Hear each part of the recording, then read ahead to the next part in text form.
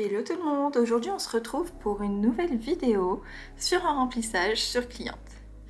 Donc là comme vous pouvez le voir, on a des ongles XXL avec pas mal de déco.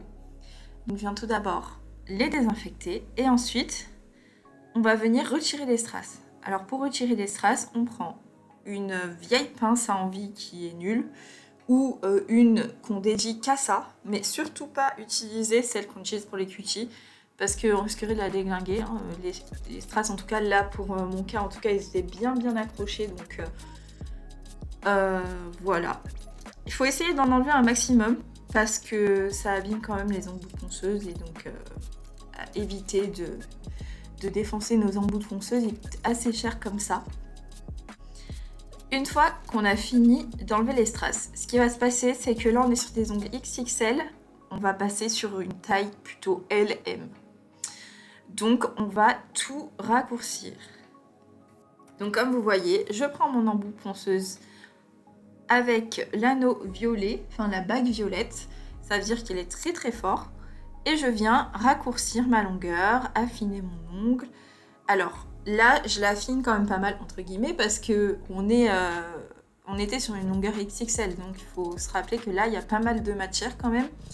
Donc, je viens affiner pour pas que ça fasse trop épais, pas que ça fasse trop gros. Je viens faire ça sur tous ses ongles. Je check avec elle si ça lui va la longueur, qu'elle regarde. Je vérifie toujours, c'est super important, parce qu'après, si on fait trop court, il faut rallonger, et voilà. Donc du coup, je check avec elle et je continue tout ça tranquillement. Vous voyez, on a bien raccourci. Et du coup, comme je lui disais, donc là vous entendrez pas parce que j'ai coupé le son, mais je lui ai expliqué que quand on passe d'une forme XXL à une forme plus courte, surtout quand on a du coffin ou du stiletto, bah, ça va faire tout de suite un doigt plus boudiné. C'est normal, on a l'impression d'avoir le doigt boudiné alors que pas du tout. Hein. Mais c'est normal en fait, on est sur une forme plus courte, donc c'est normal. Plus c'est long, plus ça allonge. Donc je continue, je fais ça sur tous ces doigts. Une fois que j'ai fait tout ça, je vais venir prendre mon petit embout emery. Donc là c'est un grain 180, oui. Et je viens préparer ma plaque tout simplement. Donc je viens griffer tout ça. Voilà. Et je griffe toute ma plaque. Histoire que tout soit prêt à adhérer. On ne passe pas plus de fois que nécessaire, il faut juste passer bien de partout. Pour bien tout griffer. Donc sur des ongles comme les siens, ça me prend un peu plus de temps parce que y a beaucoup plus de travail. On doit bien désépaissir parce que on était sur une longueur extrême, donc voilà. J'avais travaillé avec de l'acrygel très solide, donc c'était très dur. Donc une fois que j'ai fini, je viens passer un petit coup de lime. Donc là, je fais pas la préforme, hein, c'est juste vraiment un petit coup de lime, histoire qu'elle se rende compte de la longueur, de la forme, qu'elle me check tout ça et qu'elle me valide tout ça pour que je puisse continuer tranquillement. Une fois que j'ai fait tout ça, donc comme je vous disais, là je commence à faire ma préforme finale. Je reprends bien tous les ongles, je regarde sous tous les angles qu'il faut et là je fais ma préforme. Donc je travaille les parallèles, là où je pense qu'il faut que je relime, tout ça. Pour pouvoir ensuite faire ma construction. Donc je reste sur de l'acrygel, c'est une cliente qui fait pas du tout attention à ses ongles. Et du coup, souvent, elle m'en casse 1-2 jours avant son remplissage. Mais parce qu'elle fait pas du tout attention à ses ongles. Donc du coup, je reste sur de l'acrygel, il faut que ce soit solide pour elle. Donc voilà, je lime tout ça, je dépoussière. Il faut toujours dépoussiérer pour mieux voir où on en est. C'est comme ça que je procède en tout cas en clientèle. Et je refais tous mes bords, etc. Là, on avait décidé d'être sur un carré. On est parti sur un carré. Une fois que tout est fait, je viens vérifier mes longueurs par rapport à la main, l'autre main. Et je vais venir appliquer mon nail prep. Donc je l'applique sur tous mes doigts, de partout. N'hésitez pas à aller vers la cuticule, ça déshydratera aussi la cuticule. Et une fois que j'ai fait ça, je viens mettre une pointe de primer. Je vais venir appliquer ma base. Donc comme d'habitude, on frotte sur l'ongle pour pouvoir faire pénétrer dans les écailles de l'ongle. Et on passe bien de partout. Super important. Donc bien sur les côtés, parce que c'est souvent un endroit qu'on oublie et c'est à cause de ça que des fois on a des décollements. Donc on va bien au niveau de la cuticule, sur les côtés, de partout. Une fois que j'ai terminé tout ça, je vais venir tout simplement faire mon remplissage. Donc j'ai déjà réparé l'angle qu'il fallait réparer, je l'ai fait hors caméra, parce que je vous ai déjà fait des tutos sur le charbon, je vous le mets dans le petit ici si ça vous intéresse. Mais en gros ce que je fais quand je fais du coup mon remplissage à l'acrylique, je viens mettre une boule sur tous mes doigts, tout simplement. Donc je prélève mon acrylique et je mets une boule d'acrylique de partout. J'aime bien procéder comme ça, au moins après j'ai plus qu'à faire mon étape de trempage. Et cet acrylique là, il ne bouge pas, donc il est très solide et très épais, donc il bouge pas. Je viens prendre mon petit flacon pompe, je viens mettre du cleaner et avec mon pinceau, je tapote. Donc ma boule est appliquée à l'endroit de mon apex, donc je tapote vers les cuticules pour la faire descendre. Sur les côtés, je lisse, je tapote, je travaille vraiment comme ça. J'y vais délicatement, j'essuie toujours mon pinceau entre chaque pompe de cleaner et je l'étire jusqu'au bout. En l'occurrence, là, il n'y avait pas besoin d'avoir beaucoup de matière sur le bout, étant donné l'épaisseur qu'il y avait juste avant. Vraiment, c'était pas nécessaire de blinder le bout. Je vous laisse voir ça sur la quasi-totalité de cette main parce que je trouve que c'est intéressant de voir comment les autres travaillent l'acrygel. Moi, j'ai toujours mon appui sur mon doigt. Et je viens tapoter, lisser. En fait, mon tapotage, c'est entre le tapotage et le lissage. Je viens diriger la matière là où je veux, en fait, tout simplement. Donc, j'essaie de la lisser au maximum. Et avec le temps, vous verrez que vous trouverez votre dose parfaite d'acrygel sur chaque ongle. Là, on fait un bombé quand même assez voyant. Parce que, comme je vous le disais, elle ne fait pas trop attention à ses ongles. Donc, il faut que ce soit solide. Et donc voilà, j'étire et je tapote, j'étire et je tapote. Je dirige vraiment la matière comme je le veux, où je le veux. Et elle se place un peu toute seule en fait. En réalité, moi, j'ai juste à étirer avec mon pinceau et venir un petit peu la travailler. Mais mon apex est déjà placé parce que quand je mets ma boule, il faut bien la mettre au niveau de l'apex. Je vous laisse regarder ça tranquillement. Donc là, ça sera le dernier doigt qu'on va regarder ensemble. Et voilà.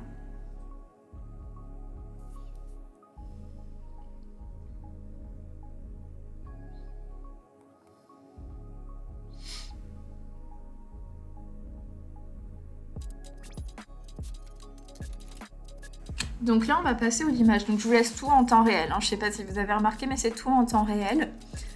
J'ai pas mis d'accéléré dans la vidéo. Donc ça sera un peu plus long que d'habitude, mais je préférais vous montrer vraiment en temps réel comment ça fonctionnait. Comme ça, vous pouvez un peu décrypter tous les gestes. Donc là, je vais venir passer au limage. Donc, ce que je fais, c'est que je fais mon limage diamant comme d'habitude. Donc, je fais le dessus, le côté, un côté puis l'autre. Et ensuite, je vais venir m'occuper des cuticules comme d'habitude. Donc là, je fais mon petit balayage. Non, là, je fais mes cuticules, pardon. Je suis perdue. Je fais mes cuticules et ensuite, je vais passer à mon petit balayage avec mon buffer. Donc j'ai pris là une lime un peu plus arrondie parce que je galérais à aller sur les côtés. Mais voilà, une fois que j'ai fini, je viens tout lisser avec mon buffer. Ces buffers là, ils sont incroyables. Je sais pas si ça vous intéresse, mais si vous voulez la ref, n'hésitez surtout pas. Je vous la donne dans ma vidéo Nails Tour, il me semble. Sinon, mettez-moi un petit commentaire et je vous la redonnerai. Mais elle est vraiment trop bien. Ils sont super bien. Donc là, je refais vite fait la mise en forme. Je m'occupe de vraiment bien aller dans les cuticules. Et si jamais je galère trop avec la lime parce que j'ai pas envie de la blesser, je viens prendre tout simplement ma petite ponceuse en bout émery qu'on a utilisé tout à l'heure. Et je viens affiner au niveau des cuticules. Donc moi, je fais pas le limage à la ponceuse, vous le savez, j'aime bien faire manuel parce que je sais pas, je préfère. Mais quand c'est vraiment proche des cuticules et que je vois que je galère, je préfère prendre la ponceuse plutôt que d'insister avec 40 000 limes comme je viens de faire. Parce qu'en fait, ça me fait perdre du temps. Et puis surtout, j'ai peur de la blesser. C'est pas que j'ai peur de la blesser, c'est que je sais que si je vais trop loin dans mes cuticules avec ma lime, je vais la blesser. Donc autant prendre directement l'embout emery, aller dans la précision de là où je veux aller, et au moins, il n'y a pas de souci. En parlant des cuticules, mes cuticules, je les repousse jamais avec des embouts de ponceuse spécifique, en tout cas dans ces cas-là, dans les cas où elle a une cuticule de bonne qualité entre guillemets. Je les repousse directement avec mon embout emery à l'étape de ma préparation. Et si vous voulez que je vous fasse une vidéo plus détaillée, je vous la ferai sans hésiter. N'hésitez surtout pas à me laisser un petit commentaire. Donc une fois que j'ai fait ça, je reprends évidemment tous mes bords, mon limage, je le continue comme d'habitude. Vraiment comme d'habitude. Dernier doigt de limage, et puis ensuite on passe à la prochaine étape. Donc comme je disais, je vous le laisse en temps réel, j'aime bien, je trouve que au moins vous décortiquez un peu mieux mon image, ma façon de procéder en tout cas.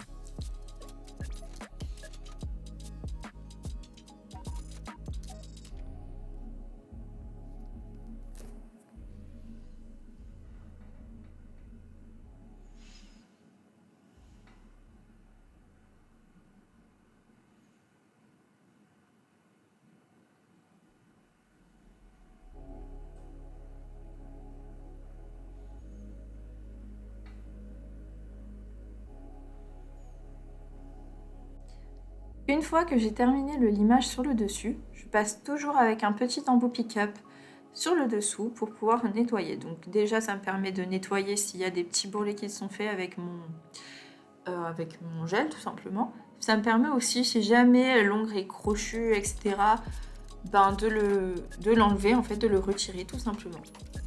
Donc je viens tout nettoyer pour que ce soit tout lisse en dessous. Faites attention de ne pas trop aller sur les côtés au niveau des points de rupture. C'est un piège qu'on peut souvent faire, mais si jamais vous avez beaucoup de casse et que vous faites cette étape vraiment très approfondie, et ben c'est peut-être tout simplement parce que vous enlevez trop de gel sur le dessous. Je vous parle en connaissance de cause parce qu'il y a eu un moment dans ma carrière où je limais beaucoup trop le dessous en fait, et du coup j'avais des clientes qui avaient pas mal de casse. Et à un moment, genre, le cerveau a tilté que c'était vraiment à cette étape-là. Donc, je vous le dis. Voilà, une fois que j'ai fait ça, on retourne le pouce, on fait toujours le pouce aussi. Et on dépoussière tout ça pour bien regarder. Donc, comme vous voyez, voilà, je fais le côté, hop. S'il y a besoin, on reprend là. Et voilà. On nettoie tout ça, tranquillement. Alors il ne faut pas avoir à forcer, hein. Si ça force, rajouter de la puissance dans votre ponceuse. Si vraiment c'est trop dur. J'avoue que cet acrygel il est vraiment très dur à limer.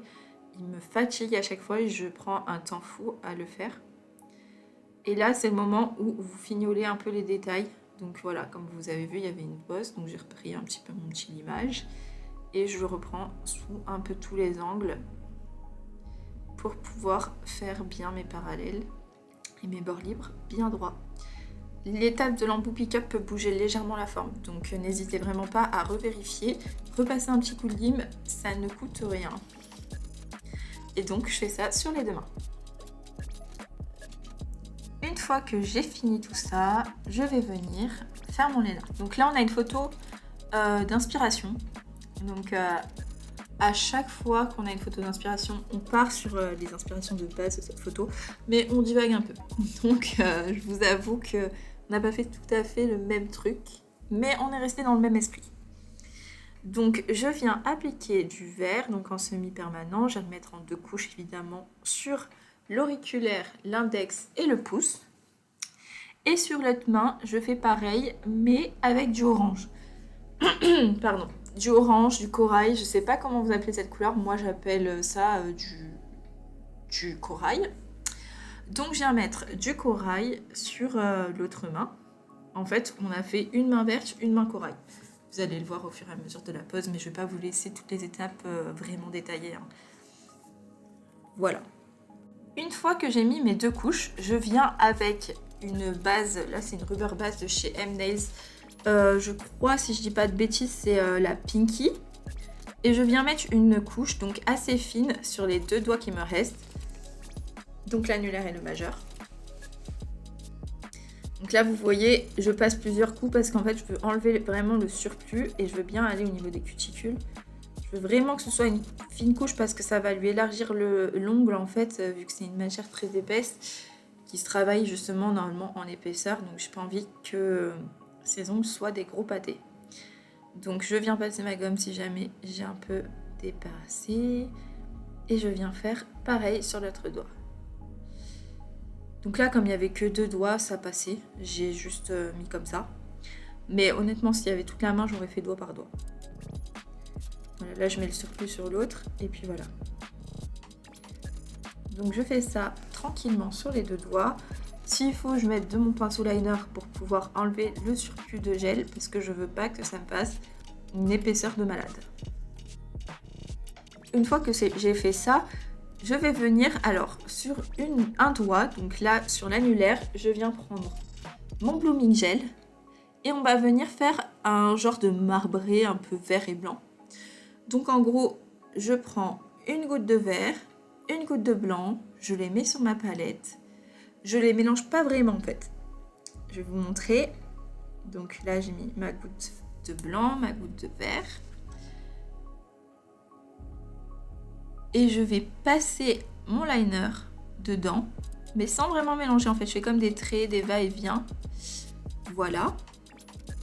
Une fois que ça me convient, la marbrure qu'il y a, je viens racler avec mon pinceau, donc mon pinceau à gel, et je viens le déposer en une genre de rivière, on va dire. Je viens reprendre mon vert parce que je trouvais qu'il y avait un peu trop de blanc et je viens retravailler tout ça. Alors, une fois que j'ai fait ça, je le laisse un peu diffuser. Là, j'ai vu qu'il y avait un petit poil, donc je l'ai enlevé. Et je viens continuer à travailler tout ça. Donc, important de se rapprocher de la cuticule quand on fait un beau nail art comme ça. Autant que ça aille jusqu'à la cuticule, sinon ça fait pas très beau. On voit que ça s'arrête, quoi. Donc, voilà. Je viens le travailler. Et donc là, elle est en train de m'expliquer que elle voulait pas faire le même motif que ce qu'on a fait. Elle voulait faire des motifs un peu aléatoires, voilà, en vagues qui allaient à la verticale. Donc, ce que j'ai fait. Des vagues un peu modernes. Donc voilà. Là, je l'ai remonté. Et on a décidé d'en faire une autre sur le côté. Donc là, en fait, on était en train d'un peu de se mettre d'accord sur ce qu'on faisait en nail art parce que j'aime beaucoup communiquer avec mes clientes quand je fais mon nail art et donc je leur fais checker à chaque étape et on voit ensemble, est-ce qu'on fait ça, est-ce qu'on fait ça. En fait, on crée le nail art ensemble. J'aime beaucoup cette partie-là de mon métier, de pouvoir faire un truc toutes les deux. C'est notre création à toutes les deux, pas que la mienne. Donc voilà, plus j'avance, plus je lui montre à chaque fois, hein, comme d'hab. Elle est habituée, on fait tout le temps comme ça. C'est comme ça que je procède, en tout cas avec mes clientes. Je lui ai fait mettre sous la lampe et là, on va faire pareil, mais l'inverse. Donc avec le corail, on va faire le majeur en blooming et le trait sur l'autre. Donc je dégraisse l'autre, j'ai mis le blooming et là, je vais faire exactement le même procédé que juste avant. À partir de ce moment, je sais que mes ongles, les deux avec les nail art, vont être un poil plus épais que les autres parce que elle veut des paillettes, mais des paillettes un peu... vous allez les voir, je vais vous montrer. Donc en gros, j'étais obligée de mettre de la Gummy Base pour pouvoir accrocher mes paillettes. Et j'ai pris mes paillettes et j'en ai mis un peu de partout. Donc ça fait des petits traits. Je sais pas comment s'appelle ce type de paillettes. Mais en gros, elle en voulait un peu de partout sur le nail art, sur les ongles. Donc obligée de mettre une base quand même qui accroche un minimum. Donc j'ai mis tout ça de partout. Gummy Base en base. J'ai utilisé mon dotting pour pouvoir placer mes petites flex, on va dire. Enfin, c'est pas des flex, mais voilà. Mes petites paillettes là où je voulais. Et donc j'en ai mis un peu de partout. Comme vous vous doutez, on a fait pareil sur le doigt marbré de l'autre main. Une fois que j'ai fini, je viens bloquer tout ça avec mon top coat. Donc j'applique mon top coat de partout. J'ai bugué un peu.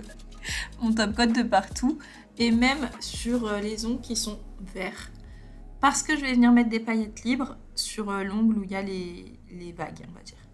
Donc il faut que tout le reste soit bloqué, sinon il risque d'avoir des paillettes dessus. Donc pour pouvoir appliquer mes paillettes libres, je vais venir avec un pinceau liner prendre de la Gummy Base. Donc toutes les bases peuvent être utilisées. Si vous voulez le garder en effet sucre, utilisez du top coat. Mais nous, on va le recouvrir après par du top coat parce qu'elle n'aime pas l'effet sucre. Donc ce qu'on fait, c'est qu'on va mettre de la Gummy Base. Et on applique du coup de partout là où on veut mettre nos paillettes. Et ensuite, on vient déposer délicatement les petites paillettes. Donc sans catalyser évidemment. Là, je vais venir prendre mes paillettes. Donc non, je mets la Gummy Base sur de partout où on veut en mettre. Donc là, je me suis trompée. Non, on a changé d'avis entre temps. Elle m'a dit qu'elle les voulait au centre.